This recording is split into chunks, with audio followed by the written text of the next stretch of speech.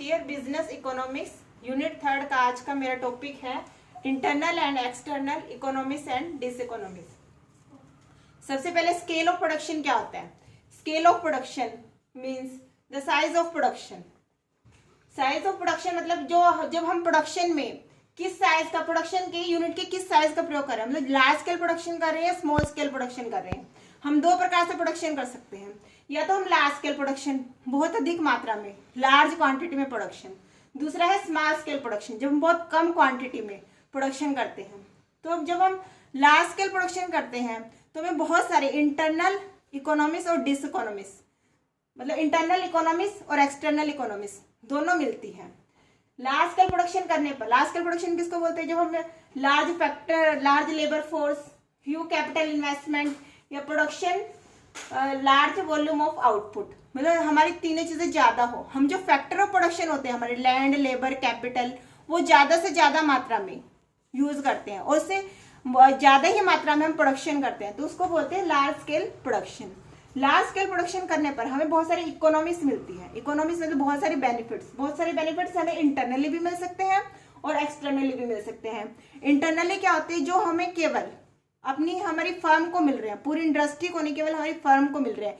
Internal हमारा efficient internal organisation के कारण, उसको बोलते हैं इंटरनली। और एक्सटर्नली वो होते हैं जो पूरी इंडस्ट्री को मिल रहे हैं। इकोनॉमी लार्ज स्केल प्रोडक्शन के कारण पूरी इंडस्ट्री को, एक फर्म को नहीं बल्कि पूरी इंडस्ट्री को जो बेनिफिट्स मिलते हैं उसको बोलते हैं एक्सटर्नल बेनिफिट्स। अब जो इंटरनल बेनिफिट्स होते हैं उसके मिलने के दो रीजन होते हैं। सबसे पहले होते हैं इंडिविजिबिलिटी। कई जो चीजें हम उसको डिवाइड नहीं कर सकते, जैसे कि हमें ट्रांसपोर्टेशन के मीन्स है, हमें एक व्हीकल की जरूरत है, ठीक है। तो हम अगर स्मॉल स्केल प्रोडक्शन कर रहे हैं तो भी हमें वही एक ही व्हीकल चाहिए। अगर लार्ज स्केल प्रोडक्शन कर रहे हैं तो उसी व्हीकल से हम अपना लार्ज स्केल प्रोडक्शन भी कर सकते हैं, उसी का यूज कर सकते हैं हम लोग। तो कई जो चीजें होती हैं उनको हम डिवाइड नहीं कर सकते। और सेकेंड है स्पेशलाइजेशन। अब हमें जो एक ही चीज में हम कंसंट्रेट कर पाते हैं उससे हमें बहुत सारे बेनिफिट्स मिलते हैं। इसके बाद एक्सटर्नल बेनिफिट्स जो हमारी मार्केट्स होती हैं, जैसे कि अब हमारा क्लॉथ मार्केट है या शूज है मार्केट, वो सारी जो है एक जगह पर डेवलप हो जाती है। जैसे सूरत में कपड़ा मार्केट डेवलप है, अहमदाबाद में है कपड़ा मार्केट डेवलप है। तो लोकलाइजेशन ऑफ इंडस्ट्रीज के कारण हमें एक्सटर्नल बेनिफिट्स मिलते हैं। और इसका रीजन क्या है? Specialization among centralized firm. जो फर्म एक जगह सेंट्रलाइज्ड हो जाती है तो उसके हमें बहुत सारे बेनिफिट्स मिलने शुरू हो जाते हैं। डिवीजन ऑफ लेबर है, स्पेशलाइजेशन है, या कोई रॉ मटेरियल बेनिफिट है, मार्केटिंग बेनिफिट है, बहुत सारी इस तरह के बेनिफिट मिलने लग जाते हैं। इन दो रीजन के कारण हमारी जो इकोनॉमिक्स वो बढ़ जाती है। अब जो इकोनॉमिक्स को डिफाइन करने के लिए हम इसको 3 पार्ट्स में डिवाइड कर सकते हैं। इकोनॉमिक्स प्रोड्यूसर्स को भी मिल रही है, कंज्यूमर्स को भी मिल रही है और लेबरर्स को मिलती है। इसको हम 3 भागों में डिवाइड कर सकते हैं। सबसे पहले हमारा इकोनॉमिक्स टू प्रोड्यूसर्स को हमारी 2 प्रकार की इकोनॉमिक्स मिलती है, एक तो इंटरनल और एक्सटर्नल। पहले इंटरनल इकोनॉमिक्स क्या होती है? Due to efficient internal organization to only firm not whole industry. मतलब पूरी इंडस्ट्री को नहीं, केवल हमारी फर्म को, जो हमारा एफिशिएंट इंटरनल ऑर्गेनाइजेशन है, इसके कारण जो हमें बेनिफिट्स मिलते हैं उसको बोलते हैं इंटरनली बेनिफिट्स। इसको हम 4 भागों में डिवाइड कर सकते हैं। सबसे पहले रिलेटेड टू प्रोडक्शन, जो कि प्रोडक्शन से रिलेटेड है। वो कौन कौन से हैं? सबसे फर्स्ट है बल्क परचेज ऑफ मटेरियल। जिस चीज का हमें रॉ मटेरियल जो हमें चाहिए है, रॉ मटेरियल, उसको हम, जैसे पहले हम स्मॉल यूनिट में स्मॉल परचेज कर रहे थे, अब हम ज्यादा मात्रा में, बल्क मात्रा में उसको परचेज करते हैं तो हमें उसके बेनिफिट्स मिलने लग जाते हैं। सेकेंड है बेटर यूज ऑफ मशीन्स। जो मशीन्स जिसको हम पहले क्या, एक जो मशीन है जो पूरी कैपेसिटी से उसको यूज कर पाते हैं। अगर कोई मशीन 20 घंटे उसको यूज कर सकते हैं तो हमें उसको पूरी कैपेसिटी 20 घंटे यूज करेंगे। अगर स्मॉल स्केल प्रोडक्शन है तो हम उसकी पूरी जो कैपेसिटी है उसका बेनिफिट नहीं ले पाएंगे। और थर्ड है स्पेशलाइजेशन, जैसे कि हम किसी एक चीज पर कंसंट्रेट कर पाते हैं, जैसे कार मेकिंग है या कोई भी चीज बनाने वाला है, वो अपनी जो एक प्रोसेस है उसी पे कंसंट्रेट कर पाते हैं, जबकि जो अपनी और एक्टिविटीज है उसको किसी और इंडस्ट्री को दे देता है। फोर्थ है रिसर्च बेनिफिट। जैसे अगर हमें लार्ज स्केल प्रोडक्शन होता है तो उसके बहुत सारी रिसर्चेज भी होने लग जाती है, बहुत सारी मैगजीन्स भी पब्लिश होने लग जाती है, इससे वो हमें इंफॉर्मेशन मिलने लग जाती है कि कोई चीज़ कहाँ पे रॉ मटेरियल कहाँ पे अच्छा है, एडवर्टीजमेंट्स के बेनिफिट्स मिलने लग जाते हैं या रिपेयरिंग्स के बेनिफिट मिलने लग जाते हैं, बहुत सारे बेनिफिट मिलने लग जाते हैं। इसके बाद फिफ्थ है यूज ऑफ वेस्ट मटेरियल। जो वेस्ट मटेरियल निकलता है, जैसे आयरन स्टील इंडस्ट्रीज है, इससे जो फ्लाई एश निकलती है, इससे हम ब्रिक बना सकते हैं, बहुत सारी चीज़ें बना सकते हैं, इस तरह से हमें उसके बेनिफिट मिलने लग जाते हैं। सेकंड है मैनेजरियल बेनिफिट्स। मैनेजरियल बेनिफिट्स जो एक ऑर्गेनाइजेशन से रिलेटेड होते हैं, जैसे कि एफिशिएंट मैनेजर्स। हम जो है मैनेजर्स, अगर हम लार्ज स्केल में प्रोडक्शन कर रहे हैं तो हम जो हाई सैलरी मैनेजर्स हैं, जो क्वालिफाइड है, जिनको पूरा एक्सपीरियंस्ड है, उनको यूज कर सकते हैं और उनका हमें बेनिफिट मिलने लग जाता है। सेकंड है रिडक्शन इन ओवरहेड एक्सपेंसेस। जैसे वॉचमैन है, वॉचमैन फैसिलिटी है या कोई भी फैसिलिटी है, रेंट की फैसिलिटी है, इसके कारण जो हमारी जो पहले हमें पूरी जो प्रोडक्शन में उसका कॉस्ट जुटी थी, इसके कारण हमारी पर यूनिट कॉस्ट वो कम रह जाती है। थर्ड है use of machine in management. Management में मशीन जैसे कंप्यूटर है या कोई लैपटॉप है या कोई भी कैमरा है, एलईडी है, बहुत सारी जो मशीन्स होती हैं उसका मैनेजमेंट में यूज कर सकते हैं, जिससे उसका बेनिफिट हमें मिलने लग जाता है। इसके बाद थर्ड है फाइनेंशियल बेनिफिट्स। फाइनेंशियल बेनिफिट्स सबसे फर्स्ट है कैपिटल ऑन लो इंटरेस्ट। जब हम लार्ज स्केल प्रोडक्शन कर रहे हैं तो हमारी गुडविल बढ़ती है। गुडविल बढ़ने से हमें जो हम ज्यादा मात्रा में अगर हम कैपिटल मार्केट से उठाएंगे तो हमें जो वो रेट ऑफ इंटरेस्ट है वो हमारा नीचे हो जाता है। सेकेंड है सुफिशिएंट क्रेडिट फैसिलिटी। अब हमारी गुडविल बढ़ती है लार्ज स्केल प्रोडक्शन से, गुडविल बढ़ने के कारण जो फाइनेंशियल इंस्टीट्यूशंस है वो हमें जो लोन है, लोन की फैसिलिटी हमें प्रोवाइड करने के लिए रेडी हो जाते हैं। थर्ड है इंश्योरेंस बेनिफिट। इंश्योरेंस हम करवा पाते हैं वो भी कम रेट पर। अगर हम ज़्यादा माल का इंश्योरेंस करवाएंगे तो नेचुरली हमारी पर यूनिट कॉस्ट कम ही आएगी। और फोर्थ है डील विद डिप्रेशन। अब जो हमारा लॉस का डिपार्टमेंट, लॉस में कोई डिपार्टमेंट चल रहा है तो जो उसका लॉस है वो हम जो प्रॉफिट में चल रहा है उससे कवर कर पाते हैं, जिससे हमें डिप्रेशन में भी हमें उसका लाभ, लार्ज स्केल प्रोडक्शन का लाभ मिलता है। फोर्थ है हमारा मार्केटिंग बेनिफिट।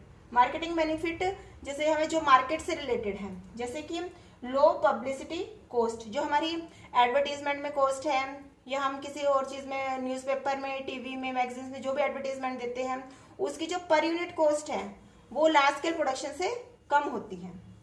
सेकेंड है फैसिलिटी ऑफ डिस्ट्रीब्यूशन। हमारे बहुत सारे चैनल ऑफ डिस्ट्रीब्यूशन होते हैं जिसका हम अपनी जो सुटेबिलिटी है उसके अकॉर्डिंग यूज कर पाते हैं। जैसे कि हमें होलसेल का यूज करना है या रिटेलर्स का यूज करना है, या हम खुद की शॉप्स किसी भी मार्केट में खोल सकते हैं, जिसके कारण हम अपना जो भी हमें डिस्ट्रीब्यूशन का चैनल पसंद हो वही हम इसको यूज कर सकते हैं। थर्ड है साइंटिफिक सेलिंग मेथड। जो साइंटिफिक सेलिंग जैसे ई कॉमर्स का यूज कर सकते हैं, उसके लिए हम एडवर्टीजमेंट बेनिफिट मिल जाता है लार्ज स्केल प्रोडक्शन से। इसके कारण हम अपने जो गुडविल है उसको बढ़ा पाते हैं, अपना प्रोडक्शन लार्ज स्केल पर उसको सोल्ड भी कर पाते हैं। फोर्थ है इकोनॉमी इन ट्रांसपोर्टेशन कॉस्ट।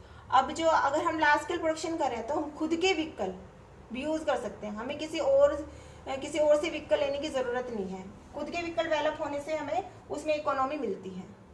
पहले जो हमने इकोनॉमीज टू प्रोड्यूसर्स की थी वो हमने इंटरनल की थी, अब हमारी है एक्सटर्नल। एक्सटर्नल का मतलब है जो इकोनॉमिक्स पूरी की पूरी इंडस्ट्री को मिल रही है, केवल एक फर्म को नहीं मिल रही है। जैसे कि सबसे फर्स्ट है concentration economics, concentration related economics.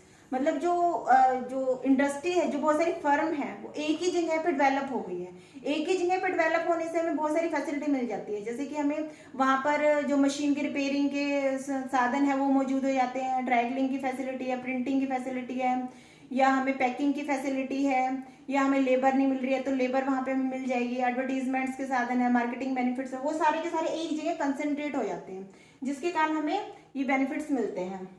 Second है इंफॉर्मेशन इकोनॉमिक्स।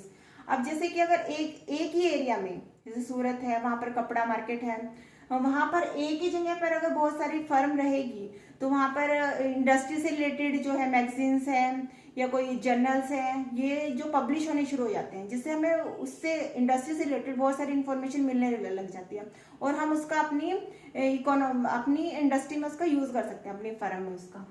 थर्ड है मटेरियल रिलेटेड इकोनॉमिक्स। मटेरियल जैसे कि हमें पहले जो हमें रॉ मटेरियल मिल रहा था, हमें उसके सोर्सेज का नहीं पता था और हमें उसके रेट्स का नहीं पता था। अब जब लार्ज स्केल में प्रोडक्शन हो रहा है, एक ही जगह पे बहुत सारी फर्म है, तो हमें पता ये इन्फॉर्मेशन मिल जाती है कि कहाँ पर हमें चीप में बहुत लो प्राइस पे मटेरियल मिलेगा, या हमें कहाँ से मिल सकता है और किस टाइम मिल सकता है, और बहुत सारे उसके सोर्सेज और भी डेवलप हो जाते हैं। फोर्थ है स्पेशलाइजेशन रिलेटेड इकोनॉमिक्स। अब हमें जो एक चीज के लिए, अगर हमारा कोई ऐसा प्रोडक्शन है जिसमें बहुत सारी प्रोसेस है, तो हम केवल एक प्रोसेस पे कंसंट्रेट कर पाते हैं। हम जो दूसरी प्रोसेस है वो किसी दूसरी इंडस्ट्री को दे पाते हैं। दूसरी इंडस्ट्री को देने पर एक प्रोसेस पर कंसंट्रेट करने पर हमें जो इकोनॉमिक्स, बहुत सारी इकोनॉमिक्स मिलने लग जाती है। इसके बाद पहले हमने किया था इकोनॉमिक्स टू प्रोड्यूसर्स, प्रोड्यूसर्स को कौन सी इकोनॉमिक्स है। अब है इकोनॉमिक्स टू कंज्यूमर्स, कंज्यूमर्स को भी बहुत सारे बेनिफिट्स मिलते हैं लार्ज स्केल प्रोडक्शन के। नंबर फर्स्ट है चीप प्रोडक्ट। नेचुरली जब हमारी large scale production, transportation cost कम हो रही है, मार्केटिंग कॉस्ट कम हो रही है, या बहुत सारी स्पेशलाइजेशन के बेनिफिट मिल रहे हैं, इससे क्या होगा, हमारी जो पर यूनिट कॉस्ट है प्रोडक्शन की वो घटेगी और जो कंज्यूमर्स को जो प्रोडक्ट है वो चीप मिलेगा। अब सेकेंड है स्टैंडर्ड ऑफ लिविंग। नेचुरली जब कम रेट होगा तो उसको कंज्यूमर्स है वो बहुत ज़्यादा मात्रा में उसको परचेज कर पाएंगे। जैसे मोबाइल है, पहले कम रेट का था, अब पहले ज़्यादा रेट का था, अब कम रेट का है, तो सभी कंज्यूमर्स को यूज़ कर पाते हैं। एलईडी है, या बहुत सारे इलेक्ट्रॉनिक्स प्रोडक्ट्स है जो कि हम पहले जो कंज्यूमर्स यूज़ नहीं करते थे, लेकिन आज की डेट में उसको यूज़ कर पा रहे हैं। अब थर्ड है सुटेबल। सुटेबल ये है कि अब उसको ना आसानी होती है उस चीज़ को यूज़ करने में। अब जो है पहले वो उस चीज़ तक पहुंच नहीं पाता था, उसको कहीं बहुत दूर डिस्टेंस से उसको मंगवानी पड़ती थी। अब जो वो चीज़ है, अब लार्ज स्केल में प्रोडक्शन हो रहा है तो वो लोकली भी उसको परचेज कर पाता है, जैसे उसके लिए सुटेबल हो जाता है उसको परचेज करना। और फोर्थ है गुड क्वालिटी। नेचुरली जब लार्ज स्केल में प्रोडक्शन हो रहा है तो प्रोडक्शन करने में हम लोग मशीन का यूज कर पाते हैं। जब बड़ी बड़ी मशीनों का यूज होता है जो स्पेशली उसी की चीज के लिए बनी है, उसी प्रोडक्शन के लिए बनी है, जो प्रोडक्ट तैयार होता है वो भी गुड क्वालिटी का तैयार होता है। फोर्थ इसका थर्ड आ गया, पहले हमने पढ़ा इकोनॉमिक्स टू प्रोड्यूसर्स, फिर कंज्यूमर्स, अब इकोनॉमिक्स टू लेबरर्स। लेबरर्स को क्या बेनिफिट होते हैं? सबसे पहला है हाई सैलरी एंड बेनिफिट्स। अब जो उनकी सैलरी है, नेचुरली जो प्रोडक्शन होता है वो किस पे डिपेंड है? लेबर्स पे। लेबर्स पे डिपेंड है तो लेबर्स की डिमांड बढ़ेगी। जब लेबर्स की डिमांड बढ़ेगी तो उनकी वेजेस अपने आप ही बढ़ेगी। सेकेंड है डिवीजन ऑफ लेबर, जो हमें स्किल्ड लेबर मिलने लग जाती है। जब लेबर्स की डिमांड बढ़ेगी तो नेचुरली उसमें वो लोग स्पेशलाइजेशन करेंगे और वो उस काम को सीखना पसंद करेंगे, उसी काम को, तो हमें स्किल्ड लेबर मिलने लग जाता है, जिसका बेनिफिट्स पूरी लेबर्स को और कंज्यूमर्स को सबको होता है उसका बेनिफिट। थर्ड है लेबर यूनियंस। जब नेचुरली लेबर ज़्यादा होंगे एक फैक्ट्री में तो वो लेबर जो है अपनी ऑर्गेनाइजेशन बना लेते हैं, लेबर यूनियन बना लेते हैं, और लेबर जो यूनियन होती है उनके लेबर यूनियन बनने से लेबर्स की बार्गेनिंग पावर बढ़ती है और जो बहुत सारी वेलफेयर एक्टिविटीज़ हैं वो लोग उसको कर पाते हैं।